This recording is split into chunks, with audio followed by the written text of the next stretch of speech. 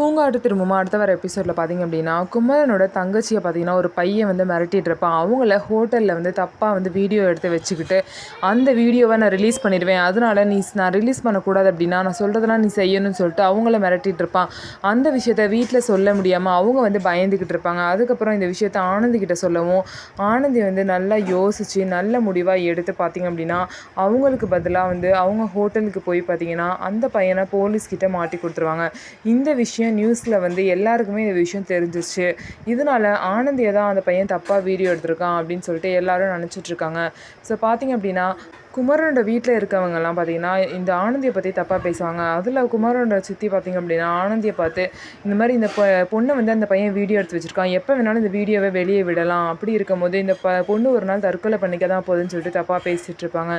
இன்னொரு சைடு குமரனோட தங்கச்சி பார்த்திங்கன்னா ஆனந்திக்கு ஃபோன் பண்ணி வந்து, நீங்கள் செஞ்சது மிகப்பெரிய உதவின்னு சொல்லிட்டு நன்றி கேட்டுட்ருக்காங்க. ஸோ இந்த விஷயத்தை பார்த்திங்க அப்படின்னா அவங்க தங்கச்சியை வந்து குமரனோட வீட்டில் வந்து சொல்ல போகிறாங்க.